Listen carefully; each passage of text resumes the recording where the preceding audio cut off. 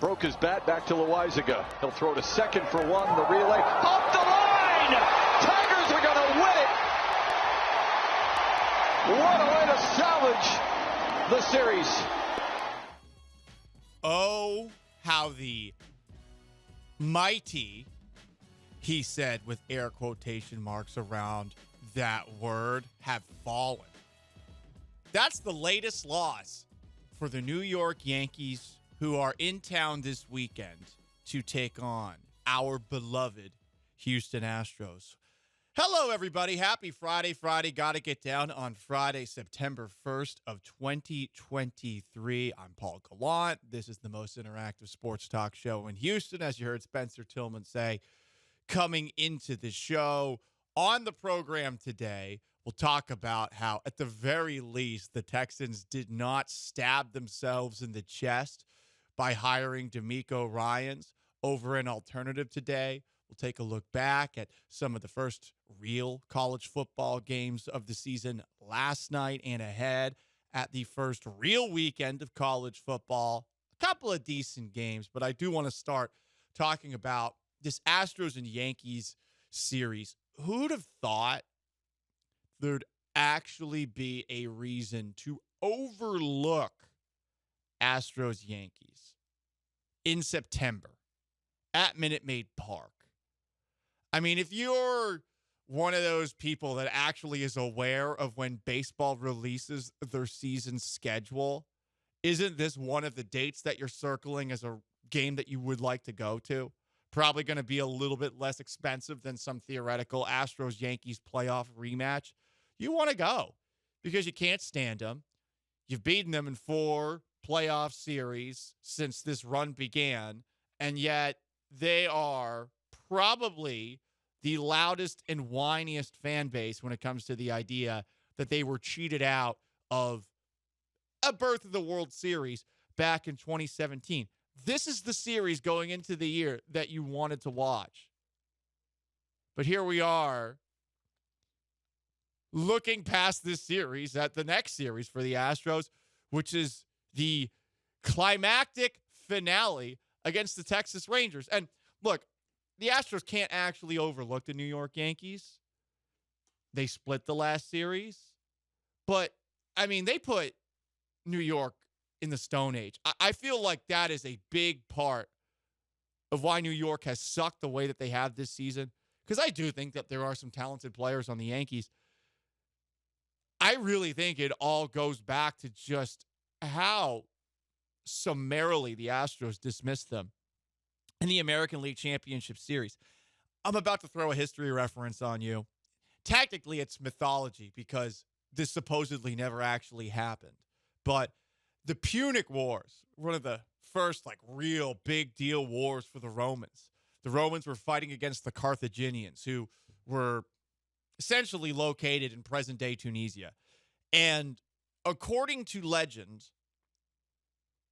the last time that the Romans took out Carthage, 146 BC or so, in the Third Punic War, Scipio Aemilianus plowed over and sowed the city of Carthage with salt. Salted the earth, became a saying. And that's essentially what the Astros have done to the Yankees. Do you miss them? Do you miss them being good? Are you kind of bummed out that there's literally no reason to watch this weekend series? I mean, this is akin to an Astros series against any of the bums across baseball, Sean Mapes. The A's, some of these other teams. This series does not matter this weekend. I was surfing the web like I do, just, checking out some websites and such. And I saw there's a graphic that was for each team's toughest and easiest remaining schedule or remaining series for the last month of the season. And there were several teams where one of their top 3 easiest series for the rest of the season was against the New York Yankees. And that that to me, I don't feel bad. I don't wish they're any better. I'm glad they're in this is an easy dub column for the Blue Jays, for the Astros. Like, that to me is worth, like, I don't, what, are you going to try to hit me with baseball is just better when the Yankees are? No, definitely bleep not. that. I'm not trying to do that. But I want to know if some people are disappointed that this weekend series doesn't even matter. No. I mean, Good. they're an afterthought. You don't have to go to these games this weekend. It's Labor Day weekend. Go on a little vacation, you know? Try to sell the game to some well, hang on. Actually, you're going to get like a 20% return if you're reselling these tickets, right? Yes, definitely sell these tickets to your local Jake Asman. Or not literally Jake Asman, but the Jake Asman in your life. Huh? What? You might have to give him to Jake Asman right now. Oh, come on. Well, listen. The YouTube pays once a month. I'm just saying. You just got paid. It's the first. You know what? Fair point. That's true. The YouTube check just came in. The YouTube check came in the mail. Oh, we do love Jake. We do not love the New York Yankees.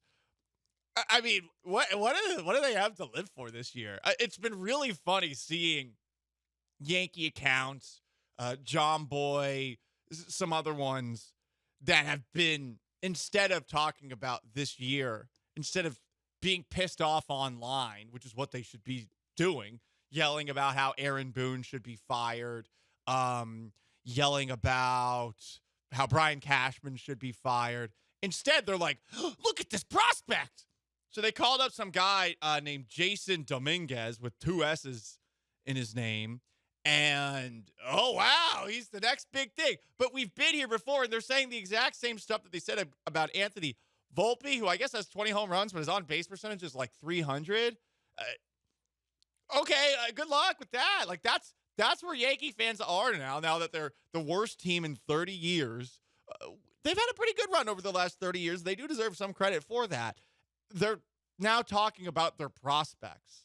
You know, like they are sort of behaving in a similar manner to the people who are upset about the Astros trading Corey Lee, who I guess has come up with the Chicago White Sox and is finally in the majors. And that other guy, Drew Gilbert and Ryan Clifford. Now, again, that was like a temporary thing for Astros fans, but that's Yankee fans right now are salivating over prospects. And like, oh, this is the next Derek Jeter. You don't understand. You don't understand. Jason Dominguez, he's going to be a reason that I don't have to beat my wife anymore and my kids. Oh, my entire identity is based off of Goodfellas. Oh, have you ever seen A Bronx Tale? No, I'm not talking about every game at Yankee Stadium. I'm talking about the movie with the Italians. Robert De Niro, he's my idol. I even went to go see that Sebastian Maniscalco movie about my father. Oh, it wasn't very good. I'm a caricature.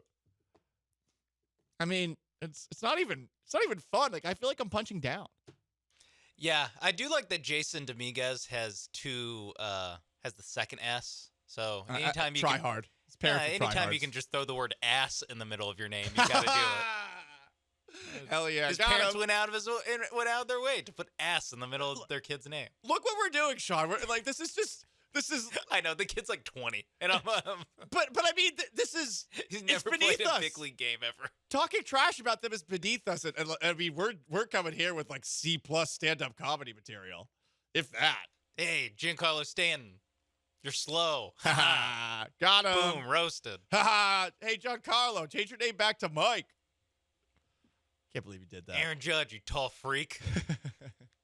I mean, Giancarlo Stanton, I guess his actual name was Giancarlo, and he went by Mike. Yes. So he changed his name to Mike for a time. And then all of a sudden he changed it back to Giancarlo. To me, I feel like he's trying to pander to exotic women. That's my thought. That would be like if I actually, in real life, started to go by Paolo. Or Pablo.